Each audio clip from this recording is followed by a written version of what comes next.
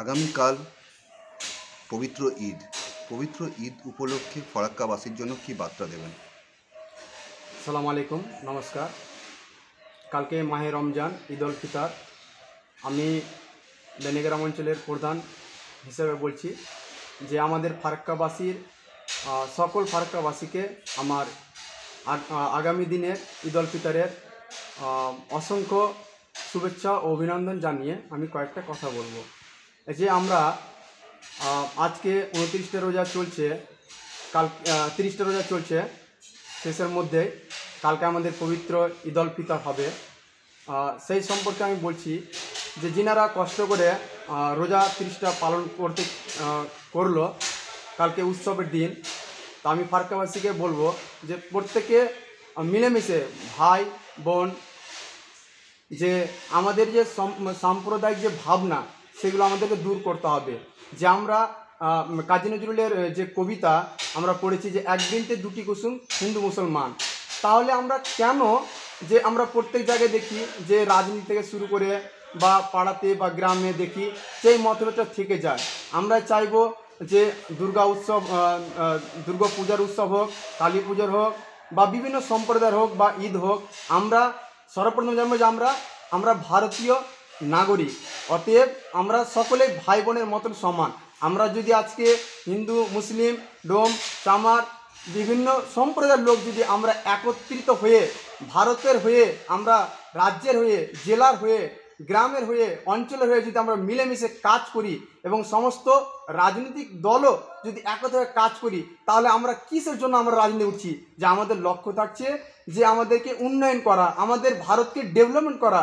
তাহলে আমরা আজকে এই জাতপাত বিভ্রান্ত ভুলে গিয়ে, পার্টি পলিসি ভুলে গিয়ে আমরা একত্রিতভাবে যদি দেশকে এগোতে পারি, তাহলে আমরা প্রাপ্য পাবো।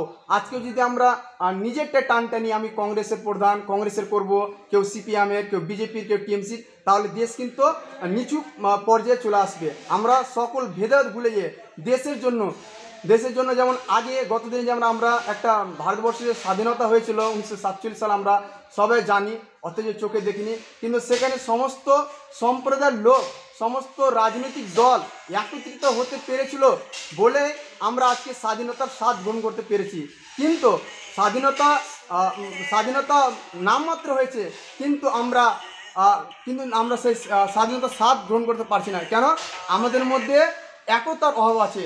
তো আমি কালকে আগামী দিনের ঈদের শুভেচ্ছা জানিয়ে আমি একটাই বার্তা দেবো সমস্ত রাজনীতি দলকে, সমস্ত আমার হিন্দু, মুসলিম, খ্রিস্টান, জৈন যতগুলো সম্প্রদায়ের লোক আছে ভারতবর্ষে, সবাই মিলেমিশে দেশের জন্য, গ্রামের জন্য, অঞ্চলের জন্য, ব্লকের জন্য, জেলার জন্য সমস্ত দপ্তরকে মিলেমিশে আমরা যদি একত্রিত হতে থাকতে পারি, তাহলে আমাকে চীন বলুন, পাকিস্তান বলুন, বাংলাদেশ বলুন, কোনো দেশ আমাদেরকে আক্রমণ করতে পারবে না, ভিড়তে পারবে না। আজকে যদি আমরা ঘরের দুশ্মন ঘরে আনতে পারি, যে মুসলমান ভাই আলাদা, হিন্দু ভাই আলাদা, তাহলে তারাও সুযোগ পাবে যে হ্যাঁ, ওরা ওদের মধ্যে ঠিক নাই। এই জিনিসটা না হয়, আমরা মানুষ, এক বৃন্তে দুটি কুসুম হিন্দু মুসলমান, কাজী নজরুল সুন্দরভাবে ব্যাখ্যা দিয়েছে।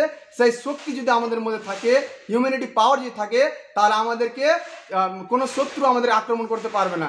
তাই যাই হোক, বলার মধ্যে অনেক কিছু ছিল, আমি আর দীর্ঘায়িত করছি না বক্তব্য।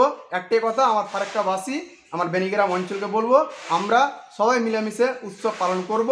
এবং শুধু উৎসব পালন করলে হবে না, আমাদের মধ্যে যে মনুষ্যত্ব জ্ঞান, আমরা যে মানুষ, সেই মনুষ্যত্ব জ্ঞানটা আমাদেরকে থাকতে হবে। তাহলে আমরা সমস্ত দিক দিয়ে উন্নয়ন করতে পারবো। যেটা ভালো সেটা ভালো বলতে হবে, খারাপের আমাদেরকে প্রতিবাদ করতে হবে। সেই জিনিসগুলো যদি আমরা একত্রিত হতে পারি, তাহলে আমাদের সব দিক দিয়ে আমরা মনোকামনা হবে। আমি দেখেছি, যেমন আমি একটা প্রধান হিসেবে বলছি বা মেম্বার হিসেবে বলছি, আমি আধুয়া দক্ষিণ পাড়েরই মেম্বার, যে দেখি যে বাড়ির পাশে বড় লোকগুলো আছে, বলে যে আমাকে একটা ঘর পাইয়ে দিও, একটা জব কার্ড পাইয়ে দিও।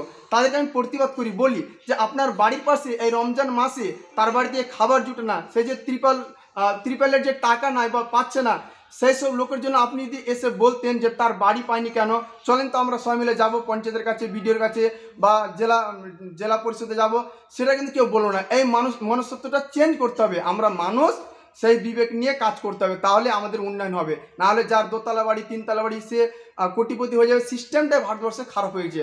আরেকটা বলবো যে কাটমানিগুলো দূর করতে হবে, নিজের বিবেকে কাজগুলো করতে হবে। না হলে আমরা কি করব? আজকে কোটি কোটি টাকা ইনকাম করে আজকে শ্মশানে চলে যাব, কালকে আমরা কবরস্থানে চলে যাবে, তাহলে আমাদেরকে মানুষ দুয়া আশীর্বাদ কেউ দিবে না। এমন কিছু করি যেন সবার মঙ্গল হয়, সেই কামনাই করব।